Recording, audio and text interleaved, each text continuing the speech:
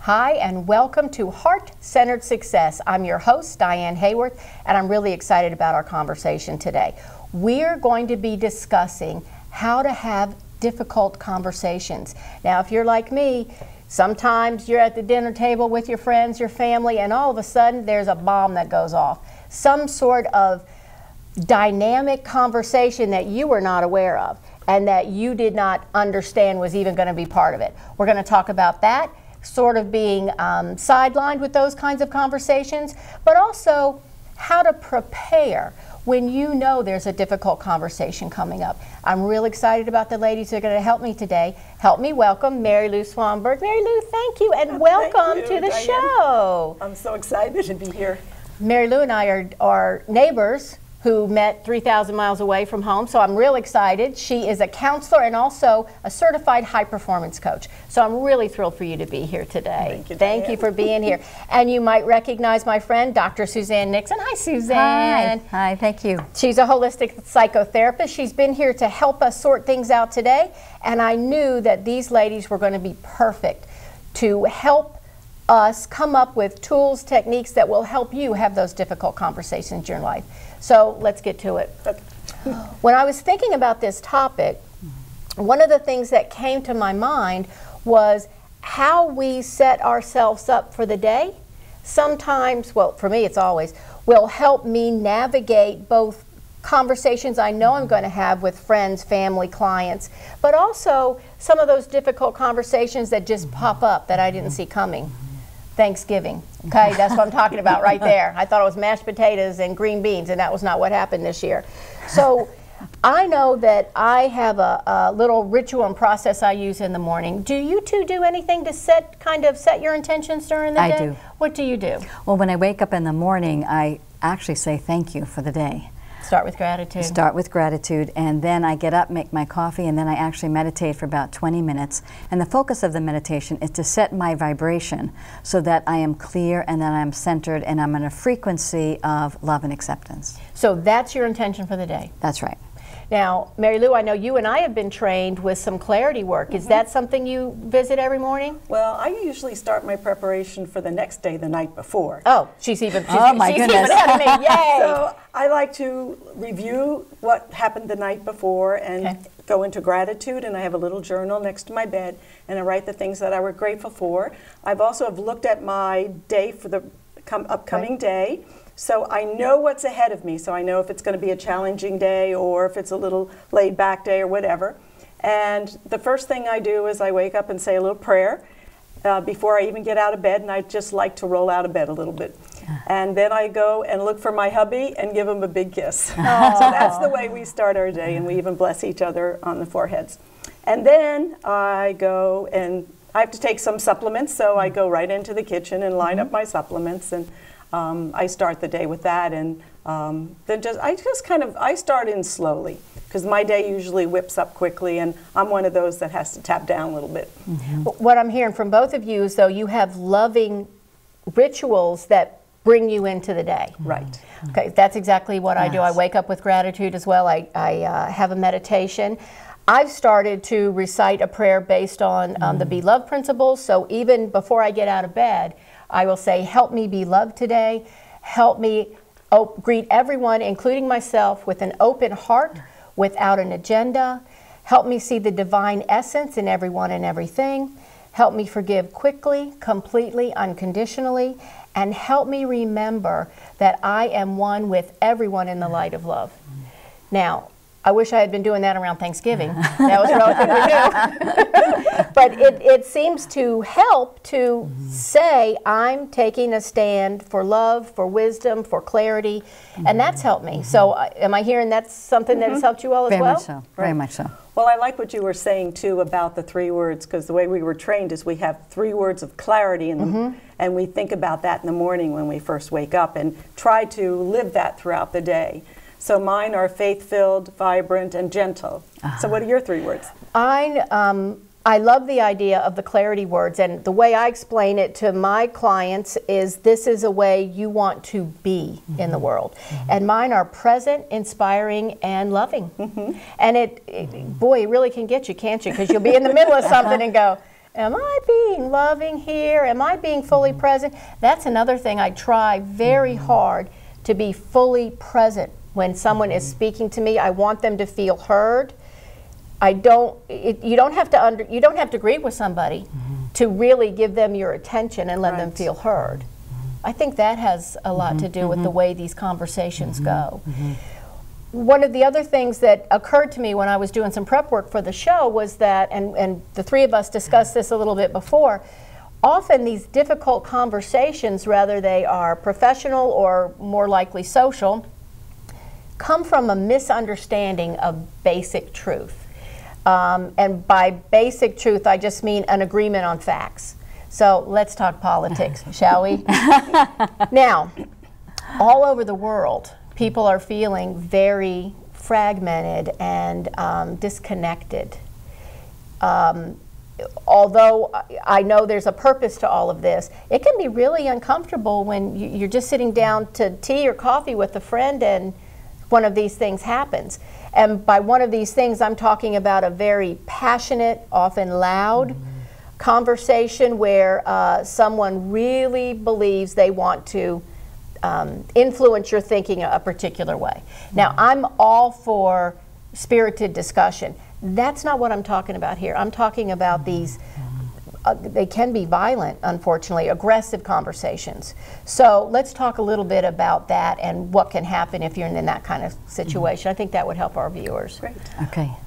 Any ideas? If you just happen to be out about and somebody says what they say.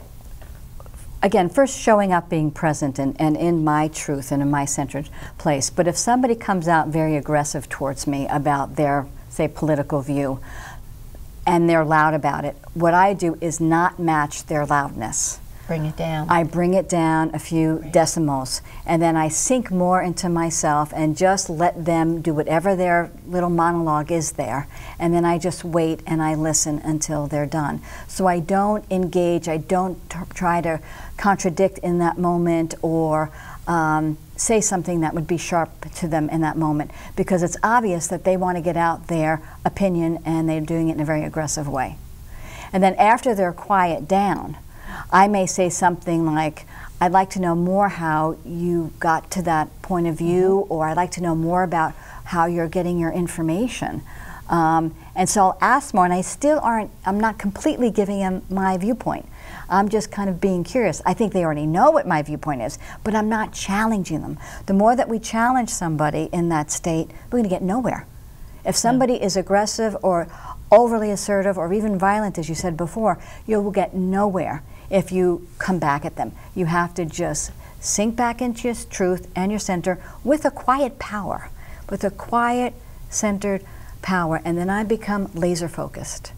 And then when the words finally do come out of me of whatever I do say, I make sure that they are very laser focused kind of words. Like, it's interesting to hear your political view. You know, I have a different perspective about that. Would you like to hear that? So you're asking. I'm giving an invitation if they would like to know my political view. And oftentimes I'm shut down because they know what I'm going to say, right? Or they make an assumption of what I'm going to say, so I get shut down. And then I just back off. I then just back off. So I think that is really an important point that Suzanne talks about, and that is when someone is being aggressive, my experience is when they don't see themselves that way, right? But that's the way I'm experiencing it.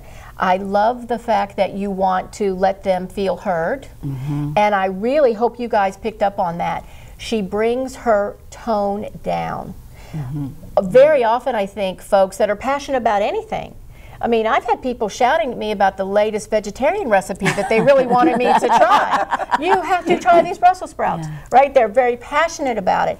They weren't necessarily being aggressive in their minds, they were just passionate.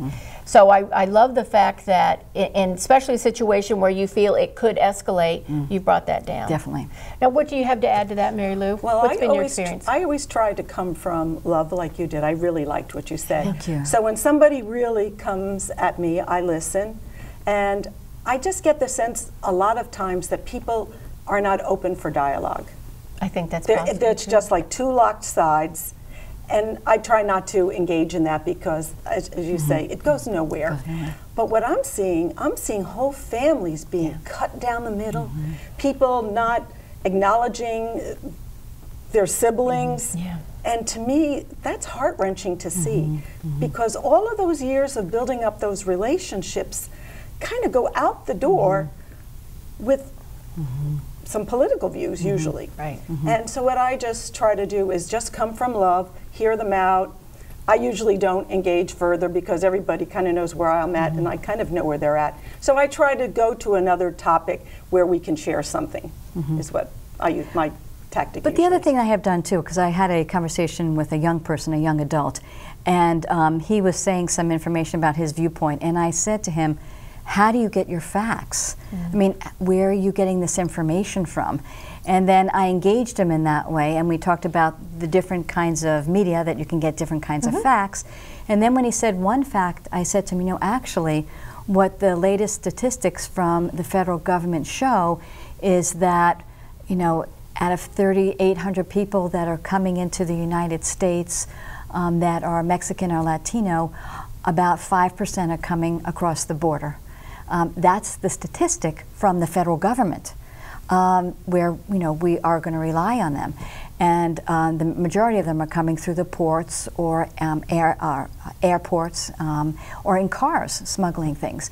So I just have kind of what I would say a fact-finding, let's share information. And in this case, the young man said, oh, I didn't know that. I said, well, check out what I'm saying. I mean, don't take everything that I say as truth. You know, if you had a different set of knowledge, then go and do some research and find out what the different sites or what the federal government is saying that, and check my facts out. And so that way I'm also inviting them to look at it more, and I'm not shunning them. No, I think that it's really important. I love what both of you all said. You're acknowledging them, right? Because this, to me, is not about being right or wrong. Right, exactly. That is a perspective. There are very few people that I want my tax accountant to be right, FYI. But aside from that, and if surgeon, if I ever needed one, that's another one. That would be like super cool for them to be right. But generally, right is a perspective, and it's seen through your own filters. So I have decided I would rather be loved than be right. I do always want people to feel heard. I don't necessarily agree with someone that I don't agree with, but I love what you say, and this is what I would suggest as well. I have a different viewpoint.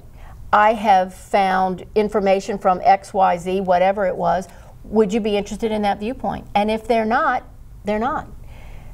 The other thing that I found really helpful is I literally, if I know I'm going to go in a situation, holiday dinner, vacation, you're in a closed car for 6-8 hours, something like that, just a heads up, I will do a little inward meditation or prayer, and I will say, show me the love here. How does love move me forward? What does love look like here? Which does not mean Diane's way, by the way. What does love look like here? How does love move me forward? And how can I see the divine essence in this person? I really, it touched me deeply what you said about seeing families torn apart about anything, right? Because families are torn apart with politics, but also we have all worked in our practices with families that are torn apart through substance abuse of a member, or a death, or for example, I've seen many times after a death, right? It's before they read the will. That's when there's a lot of, but mom said I was going to get that, but dad said I was going to get that.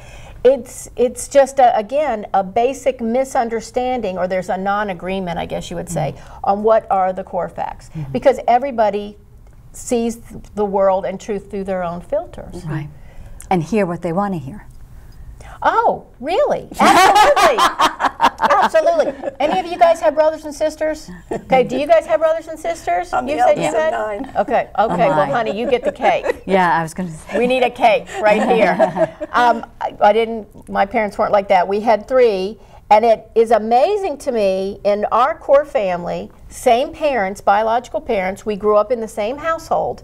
There's only a 5-year spread between us.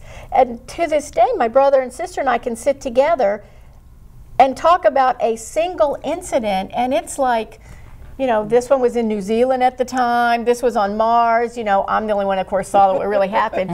It's amazing. Yeah. The same incident. Or in the political arena, for example, you see the same speech. Well, this is what he said. Well, that's not what I heard. Well, of course that's what it was. So I really urge people to find a way to look through the ego part to what unites us, and what is that, especially in families. Right. Especially in families. Just to find what unites us. To me, it is that understanding that we're all one in love. So if I was in a car situation like you were describing, Earbuds, is that what you do? And no, I would not do that. But I had a sense if it goes in that direction, it's going to be a no-win situation, and it just destroys the relationships. So what I would do is maybe find some other things in my life that I want to share with them, or something else that I'm passionate about, and just move the conversation to some things that we can still explore, and I can still learn and discover different things about where they're coming from and what they're feeling, so I get to continuously learn about my sibling or whoever is in the car. Because I love to do that. I just like to take relationships deeper and deeper to know what is important to people. So you're going to use that natural curiosity, just kind of say, you know, this one, maybe we'll put aside. Can we discuss this? Yeah. I love that. Well, sometimes I just turn up the music and say, I'm not even going to go there. We're going to just lay back and we'll turn up the music. But, you know, I will have to say, too, that even though my intention is to be heart-centered and open, I do get stuck. I mean, there are times with some family members that I am sometimes attached to my perspective and my viewpoint, and I want to make my family member or friend more aware. I feel like this attachment of, and it's my obligation to make them more aware of what's going on from my perspective. That's where I get into trouble. So then I've looked at, well, why do I need to get them more aware? And actually it's because of fear. That I'm saying, I'm afraid, and so I feel this calling or this movement, this motion, to make them more aware so that they will be safe and that the situation will be safe. So if I then have to work with my love and my fear. I think that's a great point, a great point, because I really think no matter how these conversations start, usually both parties have wonderful intentions. Let me help you because you're obviously screwed up and don't know what's going on. I know what this is. I am so glad that you said that. Yeah. So it's not, I don't think that it's necessarily people laying in wait, although that has happened to me before, right? Oh, I got this new report. I can't wait to whip that on Diane. I do think that there are loving ways, and what a great observation. Let me look at my own motives here. Absolutely. Let me look at my own motives. And my own attachment to my ideologies. And again, who am I to know better than you? Right. So I have to look at that and unpack that and realize that I'm coming from that ego state, but I'm also coming from fear, which, as you know so well, is the opposite of love. Right. So that's when I lose my center, and then I've got to realize I've got to step back. I've got to step back. And acknowledge that even in that situation, you're, even if the fear was motivating on the surface, you were just trying to help. Yes, yes. Yeah. As would have been the other person that you had to say, no, we're not talking about that in the car. Right? Because I really do think that people are having these conversations because they desperately want to be validated. That's one reason why I do like to let me listen to your opinion. Let me understand why you think that way. I think people don't feel heard, especially with the clatter that's going on with that. But it's not specific to politics, is it? No, not at all. I was just thinking about the example of somebody that's ill.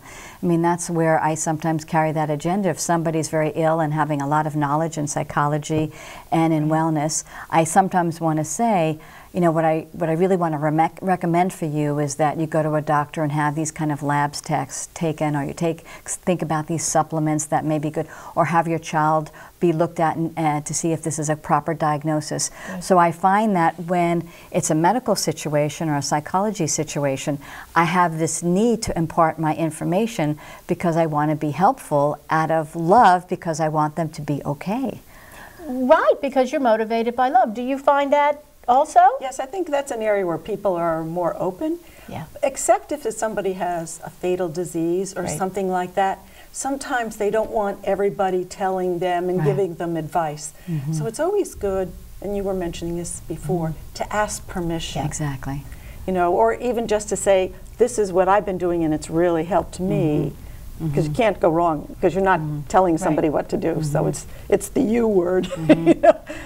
But the asking permission, I don't think violates anybody's boundaries. No, so I like that's that. great for Totally. everything almost. Yeah, totally. And I'll use that, and I'll sometimes say something like Mary Lou of, you know, I hear that you've been really suffering a lot, and I'm really sorry about that. And you've probably searched all these different ways to get better.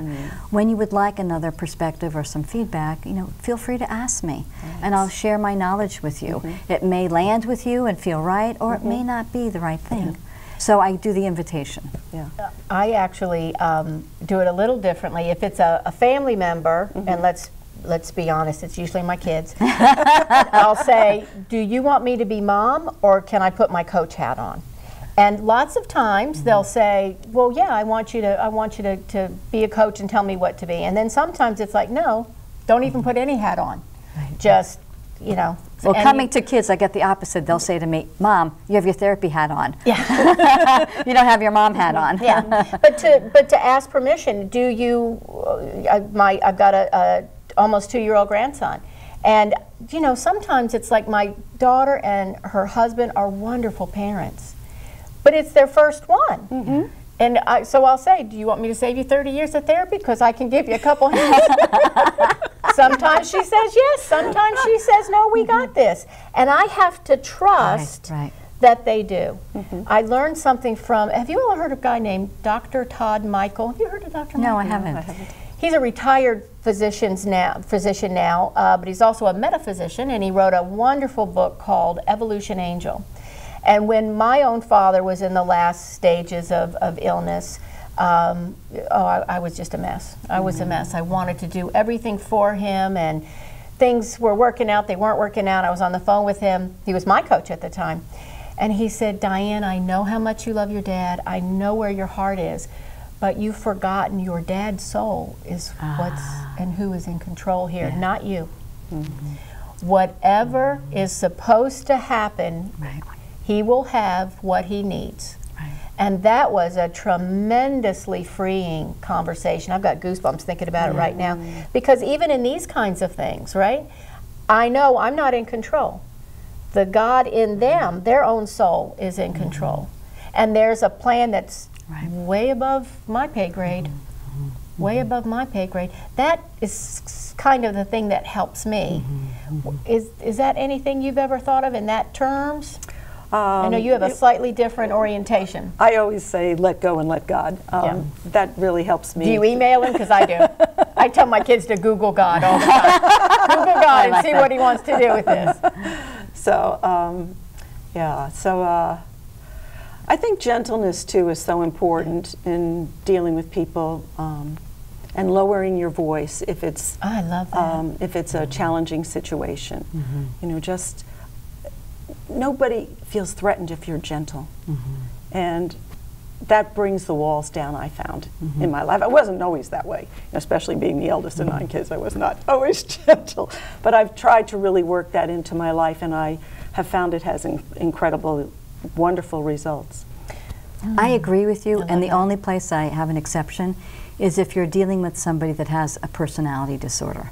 So if you're dealing more with the narcissist or the psychopath or the social psychopath, then you have a different situation, because that can actually aggravate them, that you're not engaging with them. So it's a very tenuous kind of situation of when you're gentle and just receiving and more in the feminine energy, as I would say.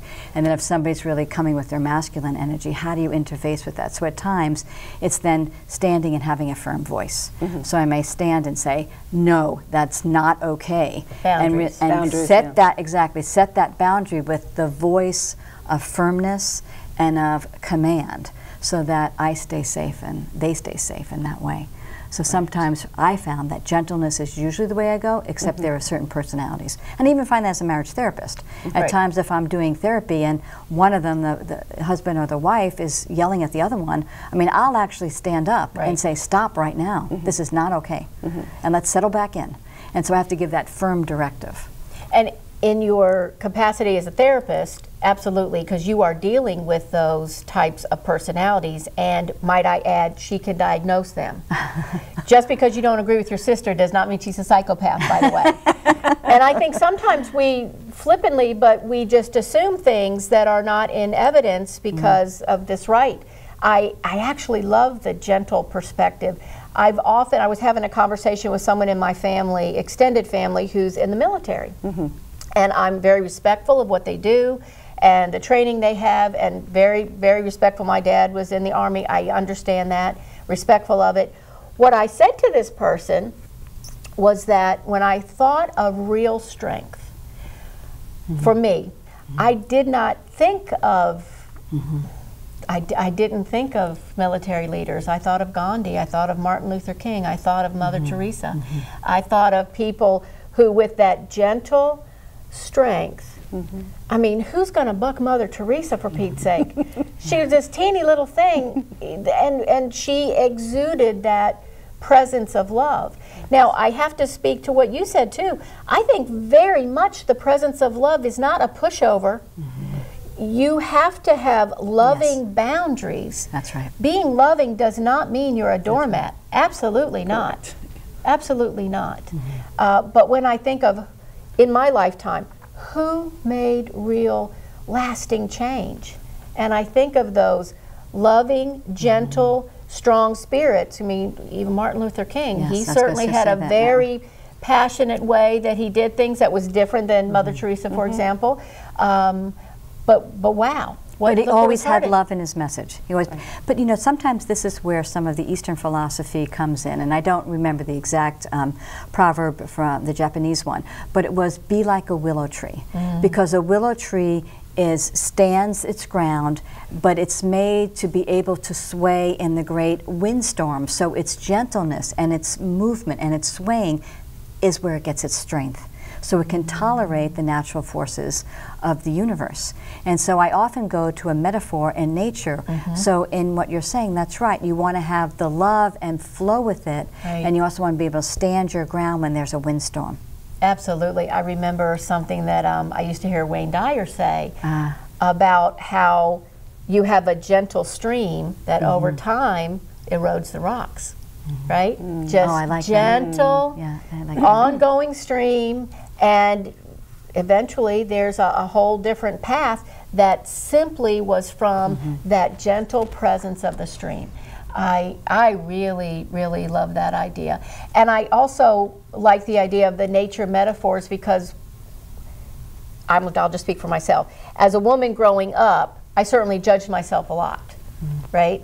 I never felt judged by a rabbit, a cat.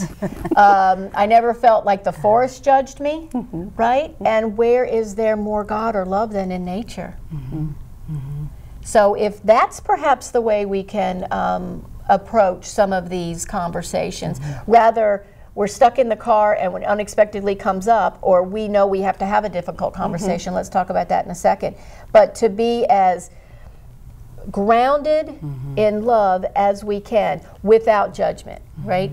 This is not, to me, about I'm all love, you're not cool, I'm cool. No, that's not what we're that's not what we're talking about, right? You see the oneness with if that's where you're able to be. Well, when you were mentioning the willow tree, I'm thinking of resilience. Yes, that's and great. that skill to be able to be flexible with life and not rigid and not into the perfectionist thing, but just to be able to have a little give and take with people, you know, still stay in your core and your center and what's really your authentic self, but give a little in certain areas that is not compromising you, and just allowing others in ways that you may not have thought of doing before.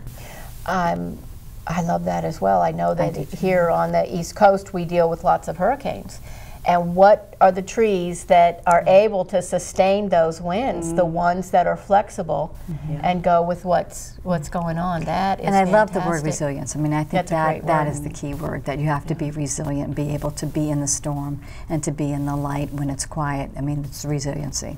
That's really great. Well, And it's I think also that's having respectful too. Yeah, it's also having the mindset that storms are wonderful opportunities to grow and learn. You know, I think you were mentioning fear before, and sometimes we do. All of us get a little fear-based. Sure. And the Absolutely, whole thing is absolutely. to be able to say, okay, we're going to get through this. You know, look for the positive, realistically, not. You know, Right. not if it's really crazy, like if your house is destroyed, it's not going to come up in a day or two. But just say, okay, what's the best I can make out of this situation? How can I be loved with helping my neighbor, or taking care of your own first and then reaching Right. out? But yeah, so I like that idea of resiliency too. Yeah. It's just a beautiful way to approach these kinds of difficult conversations, I think. Let's talk a little bit, because I know we all had this experience, and I'm sure lots of you have too, and if you haven't yet, you probably will. There's someone in your life that has some sort of health challenge, let's say a health challenge at first, that's dire, right? And we've talked about how we can offer, would you like some advice with that? I know that there's someone in my friend circle right now that is dealing with a cancer diagnosis. And when I offered, would you like some information about what I was going to talk about, the first thing this person said is, I'm on overload. Yeah. I simply cannot process anymore right now. And I respected that. And if there's some way I can help you, I'm here for you now. I think that's sometimes difficult for people to accept that people have the right to make their own decisions. I'm not talking about someone in this part that's mentally impaired. Right. I'm talking about people just can make different decisions than what you would choose. Yeah. How have you found that to be? Making different decisions.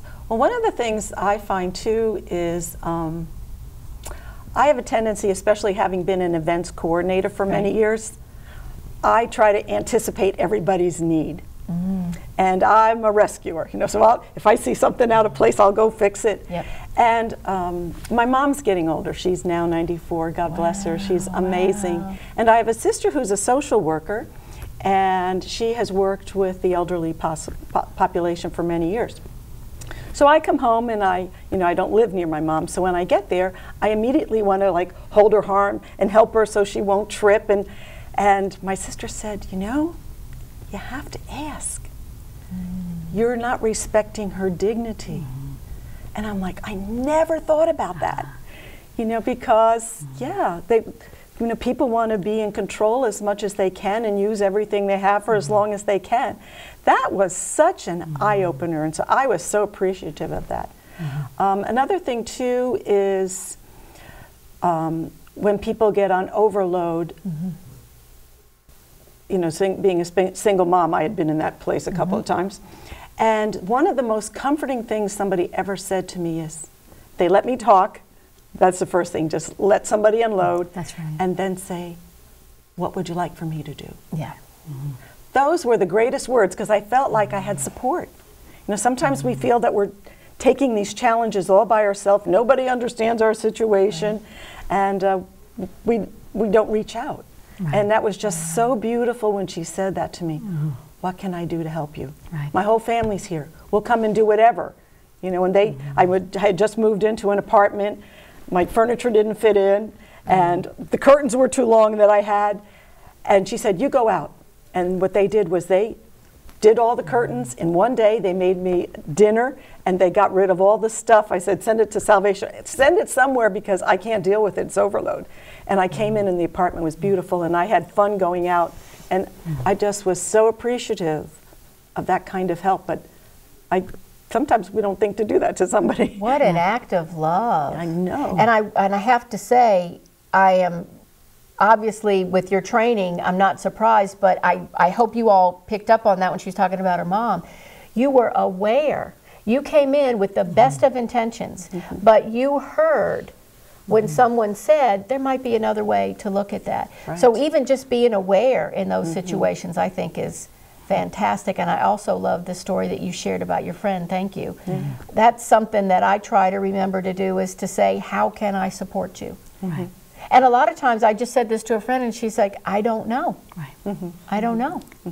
And that's a really fair answer, Yeah, and isn't I it? have two questions that I usually ask. I'll ask, what do you need? And how can I be of help to you?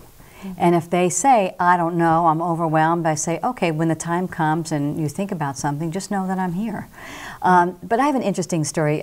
My mother is very ill, and she lives up in New York, and she's really homebound, and my dad had passed years ago. And she had an ankle that was broken probably 12 years ago that they couldn't repair on, so she doesn't walk really well with her walker.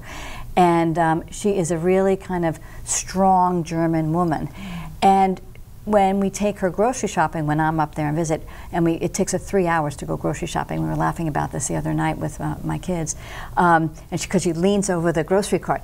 She has to go down the ice cream aisle, and she usually gets about 4 gallons of ice cream to last her 2 weeks.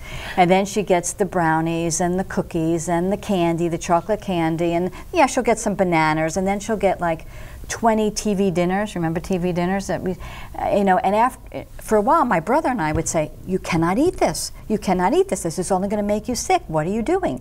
There's so much sodium in these packaged foods and so much sugar. And then there came a point where we just said, you know what? We're going to let go of this.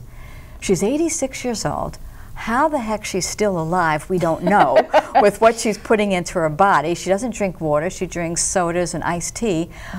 She's, used to be a smoker, and we don't know how she's still living and making it. But we thought, this is her path. I mean, this is what God is, helping her see her path, and she's living her soul's purpose. So maybe she is eating junk food and has gained a lot of weight and is hobbling around, but she's still alive and she's okay with it. So you're respecting her decisions. Respecting her decisions and backing off from telling her, a family member, what she should be doing. What she should be doing, because she's killing herself. But obviously, she's not yet. I mean, because she's been doing this for about 10, 12 years. So it's then backing off and then surrendering. Surrendering and letting myself know that this is her soul's path. Yep. That this is letting God. Yeah. That this is just the way that she is to move right now. Well, the other thing too is it just might be easier for her to cook those meals instead of having to prepare. Yeah. If you eat healthy, it takes a while to prepare your food and a lot of thought. Absolutely. Where this is just so easy to put in. So Absolutely. maybe that's. It is. I mean, that's a her. good part of it. Yeah. Yeah. And at that age, I know when my dad was that age, there was just certain. He loved his autonomy. I'm going to eat those 5 gallons of ice cream because I can. Yes. Because I can. I survived World War II, and I'm going to survive this ice cream one way or the other. That's absolutely right. It wouldn't have been my choice for him, that I did voice probably more than I should have. But yeah, you're right. There comes a point where you just have to say, you understand everything, and that's your choice. That's right. Now, what about when there's situations where someone is unable to understand? There's some sort of a mental impairment, or I'm thinking of people who have some sort of injury, maybe a brain injury, maybe there's an addiction problem, but there's some sort of impairment, and that can be a difficult conversation. I know with my dad, the conversation of, it's time to give up the car keys. Believe me, my brother and sister and I drew straws over that one, and I'm the one that got it. I knew it was going to be difficult for him. And he had said, the day you take the keys, I die. Well, that's not too much pressure. It's not too much pressure, is it? Okay, yeah. Dad, you ready to go this week? I mean, but I know it was time to do that. So, and there were some medical issues that also created that opportunity to make the streets safer in our hometown. What do you all suggest as ways to lovingly approach those kinds of loving, difficult conversations where the recipient may not have the cognitive ability to understand? That you must find that a lot. I don't find it a lot. I mean, I find it, and I would look at it more as when they don't have the cognitive capacity, there's some kind of brain disconnect. Right. There's some kind of brain deficiency for whatever, if it's an addiction or if it's a medical issue or dementia, Alzheimer's. So they're not at full capacity. So then it really is learning the language of how to communicate to them. How is it can I communicate to that person so they'll get what I'm trying to say? Or even when it's an addiction, especially I'm seeing this with the young people addicted to the video games, and not being able to get any headway with talking.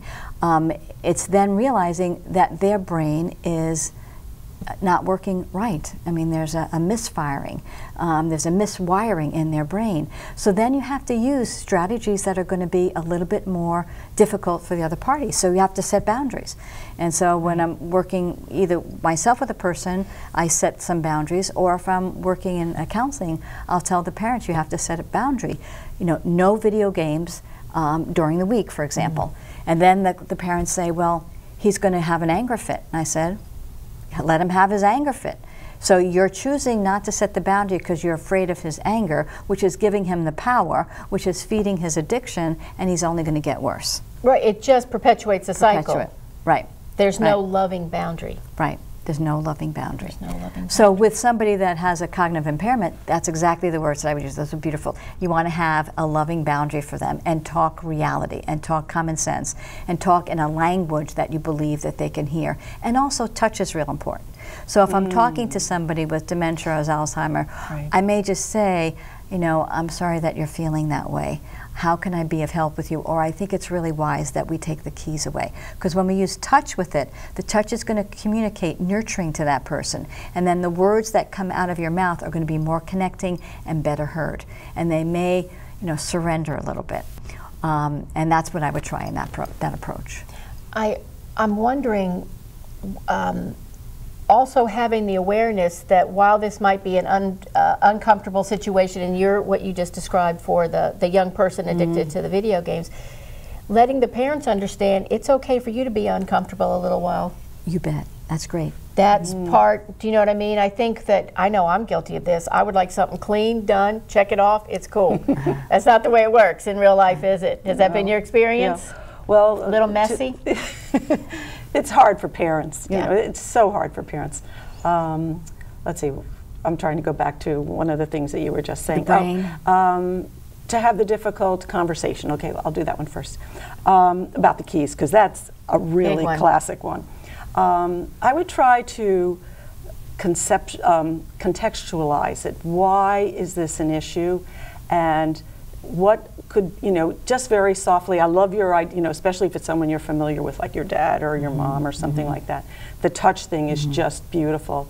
And, you know, sometimes you just have to say, how would you feel if you ran over a child and had to live with that for the rest of your life?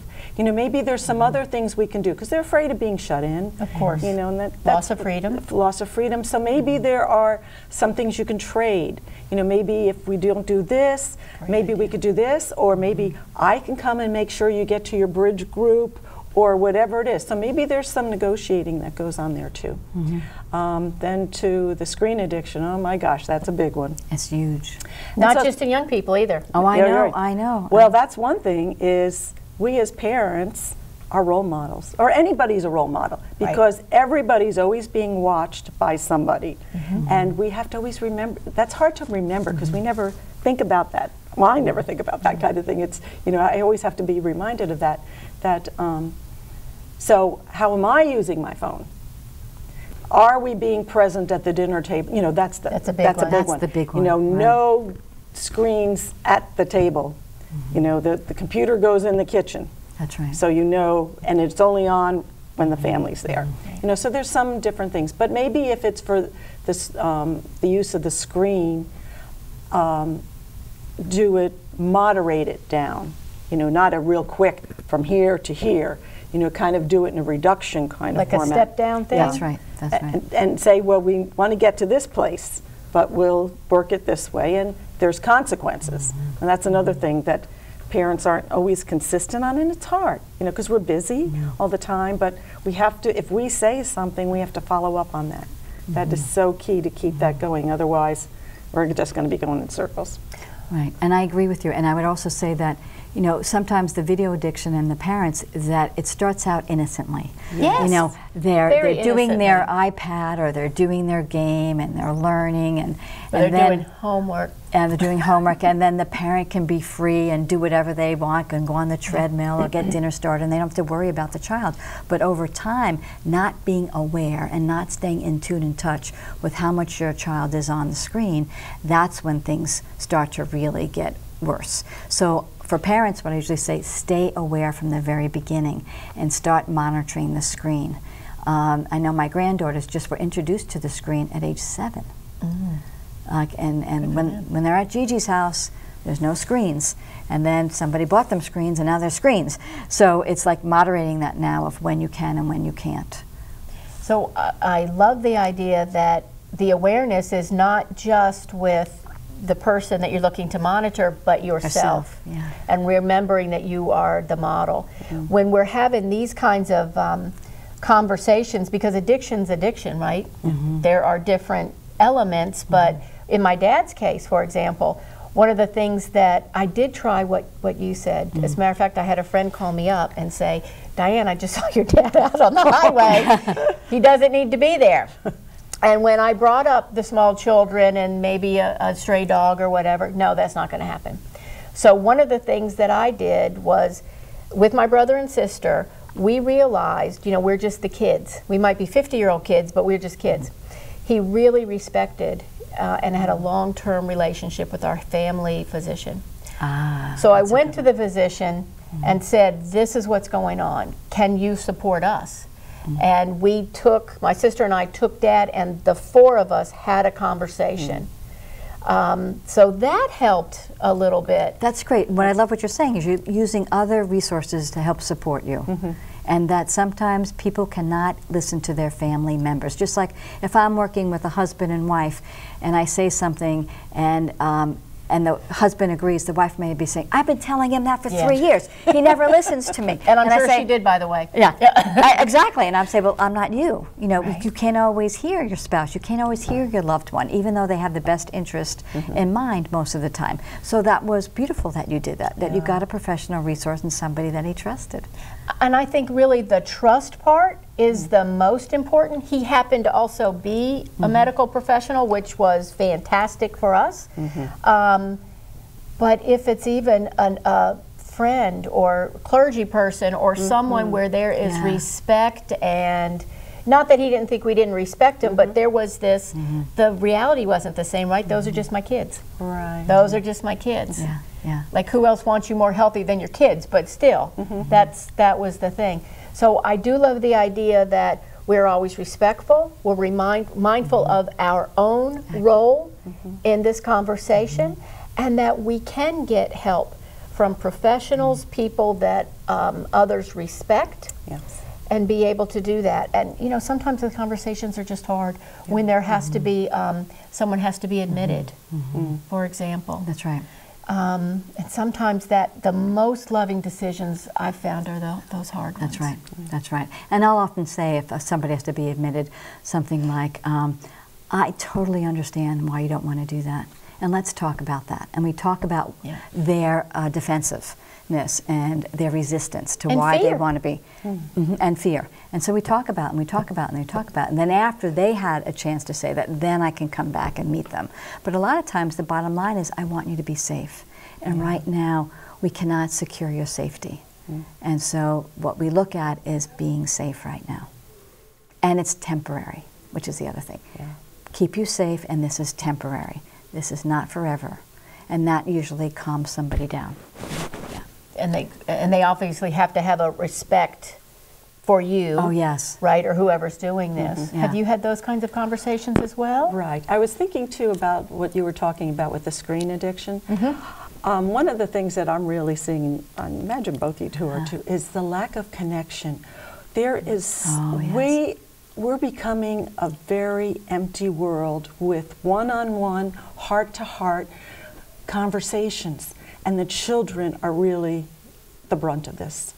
You know, and sometimes both parents have to work, and so when the child comes home and mom's tired or dad's tired, it's really hard to remember all of that. But these kids need heart-to-heart conversations. They need to know somebody loves and cares about them, and what's going on in their day, and what did their day at school look like, you know? Were they getting bullied, or what's going on with their different fears, or you know, what's happening to their friends. What was fun today? Yeah, what was fun? Yeah, today? what was the good things? Yeah, not always the bad things. You know, just, you know, and just really being there, especially on a consistent basis, because if there's something really big, you want to make sure that you have all of that trust and all of that love already in the bank, so that when they come to you, you can able to handle that conversation. What you're saying is really so, and I do a lot of talking about this, is that we're so connected and we're so disconnected. And so what's happening with the adolescents or even the preteens is they don't know how to have conversations. They really don't know how to talk and to really relate to you on that human level like perhaps we did when we were growing up. They may not even be able to identify what is fun and what is joyful because those questions aren't asked and they haven't had the creative space to really let go and to explore and to do things that are out of the box because they're growing up in such a connected through screen or through electronics, and they're so disconnected in other ways. Right. So that becomes a whole new language. Now, when people say, "Why is there so much suicide, especially in Loudoun County with teens?" I'll say, "Well, there's many reasons. Let's go say it. There's many reasons, but one reason is when teens are so disconnected and they don't know how to connect to themselves or to others, they get anxious." And they don't know how to deal with the anxiety, and they can't go to their phones or their Facebook or their games to find out how to cope with their anxiety. Right. So it festers. And then many people, adults included, don't know how to be alone. So one of the biggest things I think the next movement that we're going to start seeing, and that's why mindfulness and meditation is so great, is how do you be alone and be okay being alone? And I love the fact that I love to teach clients not only you are alone, meaning you're physically by yourself, but you're never alone. You're inside. I love what both of you said about the young people, and I would also say our seniors need the same thing. Absolutely. Yeah. My dad was probably 88 years old, and we used to live in our town, and I had an office in town. I would go see him every day. He's the one that taught me about Lady Gaga. A million years ago. She was on the screen and I'm like, who's that? He's like, Lady Gaga, don't you know anything? No, well she sings this and this and this, and we would talk about who was on Ellen that day, or it was funny that it was lovely, and it was such a beautiful connection that he and I had at that stage of both of our lives. So no matter where they are, but I think really those vulnerable are at both ends of the spectrum, aren't they? Right. I have to say, I am going to steal what you said. I'm going to make deposits in the love bank. I love that. How cool is that? Yeah. Well, the other thing too, thank you, is about the screen addiction. Maybe the child did know those social skills, got into the screens, and in particular the gaming, and their brain gets rewired, exactly, and they lose those skills that they once had. That's right. So all those skills could come back. Yes. See, that's the one thing about brain health. You can heal the brain, but you just need to be able to do that and to know how to do that. So then, for the parents, just to keep engaging them and teach them, how do you walk into a room when you don't know any? Some of the things that we just think are so basic, they're second nature to us. Yeah. But we have to remember what it was like when we were 9, 10, 11, 12, whatever those ages are. Those were, I don't really think about that most of the time, but somebody mentioned that recently, and I'm like, oh gosh, I haven't thought about that in a long time. But all that awkwardness and what it was like, and just try to be in that, what that was like for you, and then try to teach them life skills. A lot of these kids aren't getting life skills too. I love what you're saying, because I was recently last year at a workshop, and there was like 50 or 60 people in the room, and the gal that was presenting was probably in her 40s, and she said, okay, how many of you in the audience are 50 or older? And they're like, about 5 of us raised their hand, right? Yeah. And then she said, when you were growing up, did you have computers? No. When you were growing up, did you have cell phones? No. When you were growing up, did you have gaming? No. What did you have? We had a plug-in telephone in the wall, and you had to sit in the kitchen and talk to whoever it was. So we grew up so differently, and because of that disconnection with electronics, we learned about nature. We learned social skills. We learned how to go out and creatively play. We weren't bored. Right? We weren't bored because we had so much open to us. So it's interesting to see as the difference in just a few generations, how we were raised and then what's happening to our young people now. And to model, let's go out and take a walk. Yes. Let's go hike. Yes. Let's go to the zoo. Let's do something like that. That I know with my grandson, I just love, just yesterday we were playing with a ball and I spinned it a certain way and oh my goodness, you would have thought it was, I don't know what. He's not even 2 yet. So it's all a discovery process for him. Everything is a toy. Everything is something to be explored. And it's fun. It's fun for me to live again through him. But you were in touch with your loving, fun spirit, and you were open to connecting with him and teaching him and playing with him. I was in my Gigi. I had my Gigi hat on. Too. And it was like, you want to go crawl under the bed? I'll get as far under there as I can. Let's go. Let's make this a tent. Let's make this an adventure. It's fun, and as much as it's wonderful to have those devices, because we're not, I mean, they're fantastic. It's the way I connect with everybody here. We just have to have our loving boundaries, don't we? Yes.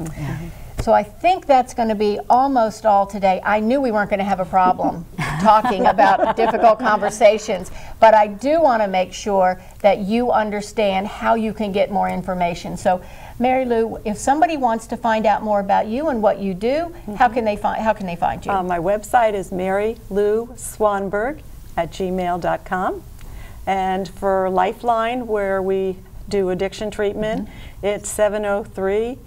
Oh, I always forget the telephone. Just the website. The website's fine because we'll have that in our. Okay. It is lifelinehealth.org. And we will have all of that in the credits for you. And Suzanne, how can people get in touch with you? Webpage is great. It's www.novaintegrativetherapycenter.com, and my phone number is 703-729-0505. And I do individual work and groups with people, and I do seminars. Great. And you can see that the topic of helping people from a loving perspective is something we all are really very dedicated for. So I invite you to make sure you stay around another second. Look at everybody's information in the credits. You can find me at DianeHayworth.com, and that's DianeHayworth. I want to thank so much our producer, Tremaine Johnson. None of this would happen if he wasn't running around with the cameras and controlling the board and all of that. I want to thank you so much for watching. Check out other episodes of Heart Centered Success. My name is Diane Hayworth. I can't wait to see you next time. Thank you.